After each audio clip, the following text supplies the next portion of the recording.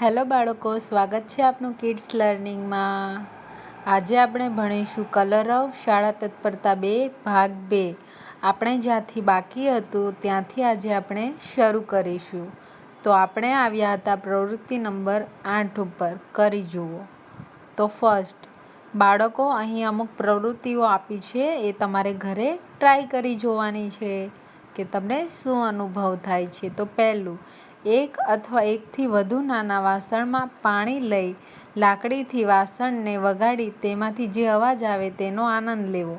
તો બાળકો, તમે નાના વાસણ લો, અલગ અલગ પ્રકારના, એમાં પાણી ભરો અને પછી એક લાકડીને વાસણ પર મારો અને વગાડી જુઓ અને જુઓ કે એમાં શું થાય છે। તો પાણીમાં વમળ ઉત્પન્ન થશે, એટલે કે ધ્રુજારીથી વમળ થશે, બરાબર। તો તમે આ તમારા ઘરે જરૂરથી ટ્રાય કરજો। બીજા નંબરમાં, થાળીમાં પાણી ભરે વચ્ચે ફૂંક મારો। ફૂંક મારતા પાણીમાં શું થાય છે? તો બાળકો, એક પાણી થાળીમાં ભરો અને થાળીમાં વચ્ચે ફૂંક મારો અને જોવો શું થાય છે। તો બાળકો, એમાંથી વમળ પેદા થશે, બરાબર। તો હવે ત્રીજા નંબર પર આવીએ। થાળીમાં પાણી ભરી તડકે મૂકો। થાળીને તડકે મૂકતા શું થાય છે? તો બાળકો, થાળી તમે તડકે મૂકશો એટલે એમાં જે પાણી છે એ ગરમ થશે અને ધીરે ધીરે એમાંથી પાણીનું બાષ્પીભવન થશે અને એ ઉડતું જશે। જો તમે થોડુંક એવું પાણી ભરેલું હશે તો એ સુકાઈ જશે, વધારે હશે તો એ ગરમ થઈને થોડું થોડું બાષ્પીભવન થઈ જશે, બરાબર બાળકો। તો તમે આ જરૂરથી કરજો। ચોથા નંબરમાં, તગારામાં પાણી ભરી અંદર કાંકરી નાખો। કાંકરી નાખતા શું થાય છે?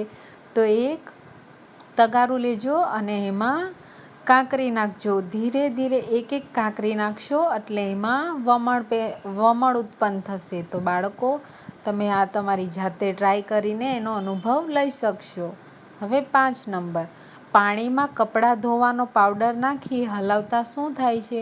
તો બાળકો, એક બકેટમાં તમે પાણી લેજો, એમાં થોડો કપડાં ધોવાનો પાવડર નાખજો અને એમાં હાથ નાખીને હલાવજો, તો એમાંથી ફીણ ઉત્પન્ન થશે।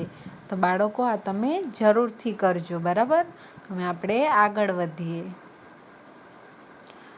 પ્રવૃત્તિ નંબર 9, વાર્તા આનંદી કાગડો। તો બાળકો, અહીં એક વાર્તા છે, એમાંથી આપણને કંઈક શીખવા મળશે, જે આપણે છેલ્લે ડિસ્કસ કરીશું। તો હવે આપણે શરૂઆત કરીએ।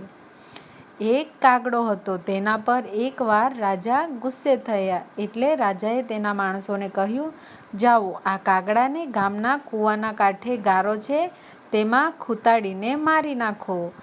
એક કાગડો હતો, તો રાજા એના ઉપર ગુસ્સે થયેલા હતા, એટલે રાજાએ તેના માણસોને શું કહ્યું બાળકો? કે જાઓ, આ કાગડાને ગામના કૂવાના કાંઠે ગારો છે તેમાં ખૂંતાડીને મારી નાખો। કાગડાને રાજાજીના હુકમ પ્રમાણે ગારામાં નાખવામાં આવ્યો। કાગડાભાઈ તો ગારામાં ખૂંદાતા આનંદથી બોલવા લાગ્યા, લપસણું કરતા શીખીએ છીએ ભાઈ, લપસણું કરતા શીખીએ છીએ। રાજાના હુકમ પ્રમાણે કાગડાભાઈને ગારામાં તો નાખી દીધા, પણ કાગડાભાઈ શું કરતા હતા? એ તો આનંદમાં આવીને બોલતા હતા કે લપસણું કરતા શીખીએ છીએ ભાઈ, લપસણું કરતા શીખીએ છીએ। રાજા અને માણસો તો નવાઈ પામ્યા કે આ કાગડો ગારામાં ખૂંદવાથી દુઃખી થવાના બદલે આનંદથી કેમ બોલે છે? રાજાને ગુસ્સો ચડ્યો અને બીજો હુકમ કર્યો, નાખો એને કૂવામાં, એટલે ડૂબીને મરી જાય। કાગડાના આવા વર્તનથી રાજા તો ગુસ્સે ચડ્યા અને રાજાએ કીધું કે આને કૂવામાં નાખી દો અને મારી નાખો। કાગડાને કૂવામાં નાખ્યો। કાગડાભાઈ તો કૂવામાં તરતા બોલે, કૂવામાં તરતા શીખીએ છીએ ભાઈ, કૂવામાં તરતા શીખીએ છીએ। હવે એને કાગડાને તો કૂવામાં નાખ્યો, પણ કાગડો ફરીવાર ખુશ થતા બોલતો હતો કે કૂવામાં તરતા શીખીએ છીએ ભાઈ, કૂવામાં તરતા શીખીએ છીએ। રાજા હવે વધારે ગુસ્સા થયા, એ કહે, હવે કાગડાને આકરી શિક્ષા કરો। પછી કાગડાભાઈને કાંટાના એક મોટા ઝાડમાં નખાવ્યા, તોય કાગડાભાઈ તો એના એ જ આનંદી કાંટામાં આનંદથી ગાવા લાગ્યા, કોણા કાન વિંધાવીએ છીએ ભાઈ, કોણા કાન વિંધાવીએ છીએ. તો રાજાએ એને કાંટામાં નખાવ્યો. તોય કાગડો તો આનંદથી ગાતો જ હતો કે કોણા કાન વિંધાવીએ છીએ ભાઈ, કોણા કાન વિંધાવીએ છીએ. રાજા કહે, કાગડો તો ભારે જબરો, ગમે તે દુઃખમાં એ દુઃખી જ નથી થતો. ચાલો હવે એવી જગ્યાએ નાખીએ કે એ દુઃખી થઈ જાય. પછી કાગડાભાઈને એક તેલની કોઠીમાં નાખ્યા. તોય કાગડાભાઈ તો ખુશના ખુશ. તેલ કાને મૂકીએ છીએ ભાઈ, તેલ કાને મૂકીએ છીએ. રાજાને તો વધારે ગુસ્સો આવ્યો, એટલે એણે વિચાર આવ્યો કે આ કાગડો દુઃખી કેમ નથી થતો. એટલે એને દુઃખી કરવા માટે એને ફરીવાર કોઠીમાં નાખ્યો. કોઠીમાં હતું તેલ. તો ત્યાં પણ કાગડાભાઈ ખુશ થઈને કહેતા હતા, તેલ કાને મૂકીએ છીએ ભાઈ, તેલ કાને મૂકીએ છીએ. પછી તો રાજાએ કાગડાને ઘીના કુલડામાં નાખ્યો. તોય કાગડો એમાં પણ ખુશ થતો બોલે, ઘીના લપકા ભરીએ છે ભાઈ, ઘીના લપકા ભરીએ છે. રાજા તો ખૂબ ખીજાયા ને કાગડાને ગોળની કોઠીમાં નખાવ્યો. કાગડાભાઈ તો મજાથી ગીત ગાય, ગોળના દબડા ખાઈએ છીએ ભાઈ, ગોળના દબડા ખાઈએ છીએ.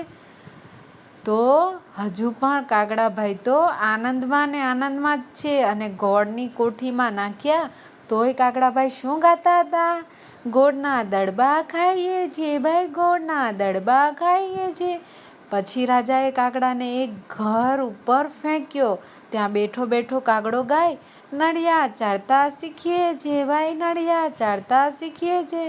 રાજાએ પછી તો એને એક છાપરા પર નખાવ્યો. તોય ત્યાં એ શું ગાતો હતો મિત્રો? નળિયા ચાળતા શીખીએ છીએ ભાઈ, નળિયા ચાળતા શીખીએ છીએ. છેવટે રાજા થાકી ગયા. રાજાને થયું, આ કાગડો મહાઆનંદી છે, એને ગમે તેટલું દુઃખ આપીશું તોય આનંદમાં જ રહેશે. રાજા કહે, આને ઉડાડી મૂકો, આને કોઈ અસર થશે નહીં. અને પછી કાગડાને ઉડાડી મૂક્યો. તો બાળકો, અહીં રાજાએ કાગડાને ઘણા દુઃખ આપવાની કોશિશ કરી, પણ કાગડાભાઈ શું કરતા હતા? એ તો હંમેશા ખુશ જ રહેતા હતા અને ખુશમાં ગીત જ ગાતા હતા. એટલે રાજાને થયું કે આને ગમે એટલું દુઃખ આપશો, આને દુઃખ નહીં પડે, એ તો ખુશ જ રહેશે. એટલે એને હવે ઉડાડી મૂકો. એટલે રાજાએ કાગડાને મુક્ત કર્યો. તો બાળકો, આ ગીજુભાઈ બધેકા લેખક છે, એની આ એક વાર્તા છે. તો આપણને આ વાર્તામાંથી શું શીખવા મળ્યું બાળકો? કે આપણને જિંદગીમાં ગમે એટલું દુઃખ આવી પડે, પણ આપણે એનો સામનો હંમેશા કાગડાભાઈની જેમ ખુશી કરવાનો. એટલે આપણે બધા દુઃખમાંથી દૂર નીકળી જઈશું. બરાબર ને બાળકો? તો કેવી લાગી વાર્તા? તો તમે આ મિત્રોને વાર્તા જરૂરથી કહેજો. હવે આપણે આવીએ પ્રવૃત્તિ નંબર 10 પર, ગીત ગાવો. તો બાળકો, અહીં એક બાળગીત છે. તો એ બાળગીત આપણે ગાઈશું અને પછી તમે પણ બાળગીત ઘરે ગાજો તમારી મમ્મી સાથે. બરાબર? તો ગીતનું નામ છે ઢીંગલી મારી. તો હવે આપણે શરૂઆત કરશું. ખાતી નથી, પીતી નથી, ઢીંગલી મારી બોલતી નથી. બોલે બા બોલ, એને કેમ બોલાવું, કેમ બોલાવું? ઢોલમાં બેસાડી તેને નવરાવું. ચંપાના ફૂલની વેણી ગૂંથાવું. તો પણ તે બોલતી નથી. તો બાળકો, અહીં એક બાળકી છે, એ એની ઢીંગલીને બોલાવવાનો પ્રયત્ન કરી રહી છે, પણ ઢીંગલી છે તે બોલતી નથી. એટલે બાળકી કહે છે કે ખાતી પણ નથી, પીતી પણ નથી, અને ઢીંગલી મારી બોલતી નથી. બોલ બા બોલ. એટલે કે એની મમ્મીને કહી રહી છે કે મમ્મી બોલ, એને કેમ બોલાવું, હું એને કેમ મનાવું? ડોલમાં બેસીને એને નવડાવું છું, ચંપાના ફૂલની એને વેણી પણ ગૂંથાવી દઉં છું, તો પણ એ બોલતી નથી. હવે આગળ વધીએ. ઘંટીને ઘૂઘરો આપું છું રમવા, સોનાના પાટલે બેસાડું જમવા. તો પણ તે ખાતી નથી. હવે એ બાળકી કહે છે, ઘંટીનો ઘૂઘરો આપું છું રમવા માટે અને સોનાના પાટલે જમવા પણ બેસાડું છું, તો પણ મારી ઢીંગલી ખાતી નથી. હવે આગળ, પંખી બતાવું દાળીએ ઝૂલતા, મેના પોપટને મોરલા ટહુકતા, તો પણ તે ગાતી નથી. હવે બાળકી કહે છે, એને ડાળીએ ઝૂલતા હું પંખી પણ બતાવું છું અને મેના પોપટ છે જે ટહુકા કરે છે એ બતાવું છું, તો પણ એ ગાતી નથી મમ્મી. હવે આગળ, પહેરાવું ઝાંઝરીને રેશમી ઝબલું, ઘૂમ ઘૂમ નાચું ને વગાડું તબલું, તો પણ તે નાચતી નથી.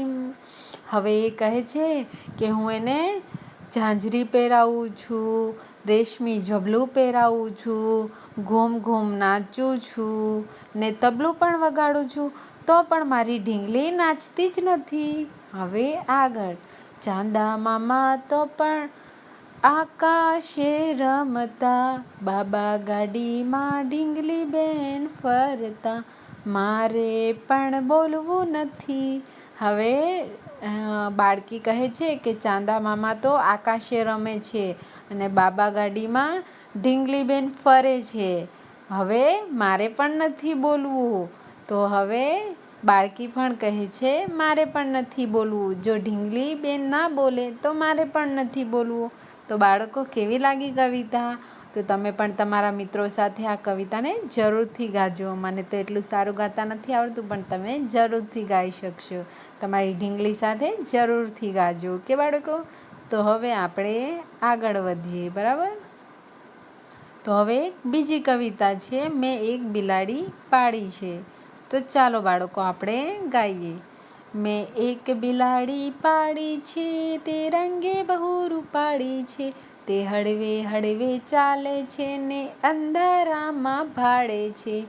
દૂધ ખાય, દહીં ખાય, ઘી તો ચપ ચપ ચાટી જાય, તે ઉંદરને ઝટપટ ઝાલે, પણ કૂતરાથી બીતી ચાલે, તેના ડીલ પર ડાઘ છે, તે મારા ઘરનો વાઘ છે. ચંદ્રવદન મહેતાની આ એક કવિતા છે, તો આપણે એને સમજીશું બાળકો. એક બાળક છે એ કહે છે કે મેં એક બિલાડી પાળી છે, તે રંગે બહુ રૂપાળી છે. એટલે કે એક બિલાડી મેં મારા ઘરમાં પાળી છે અને એ ખૂબ જ સુંદર છે, ખૂબ જ રૂપાળી છે. તે હળવે હળવે ચાલે છે ને અંધારામાં ભાળે છે. એટલે તે ધીમે ધીમે ચાલે છે અને તે ઘોર અંધારામાં પણ જોઈ શકે છે. દૂધ ખાય, દહીં ખાય, ઘી તો ચટપટ ચાટી જાય. એટલે કહે છે, દૂધ ખાય, દહીં ખાય અને ઘી પણ એ ઝટપટ ચાટી જાય છે. તે ઉંદરને ઝટપટ ઝાલે, પણ કૂતરાથી બીતી ચાલે.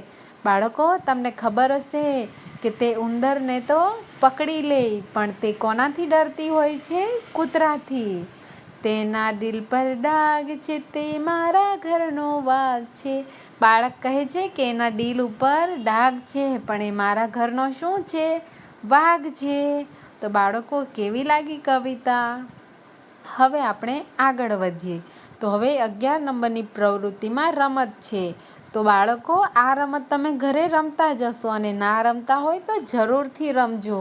કે આપણે બધા પક્ષીઓનું નામ લેવાનું અને વચ્ચે કોઈ પશુનું નામ પણ લઈ શકે. પણ જો એ પક્ષી હોય તો જ આપણે ફર કરીને આંગળી ઊંચી કરવાની છે, નહીંતર આપણે આપણો હાથ જમીન પર જ અડાવીને રાખવાનું છે. જેમ કે ચકલી ઉડે તો ફર કરીને હાથ ઊંચો કરવાનો, જેમ ચિત્રમાં બાળકોને બતાવ્યો છે. પછી કે કાગડો ઉડે તો ફર કરીને ઉપર કરવાનું, મોર ઉડે તો ફર કરીને ઉપર કરવાનું, પણ ભેંસ ઉડે તો આપણે હાથ નીચે જ રાખવાનો, કેમ કે ભેંસ એ તો પશુ છે, તો એ ના ઉડે. બરાબર ને બાળકો?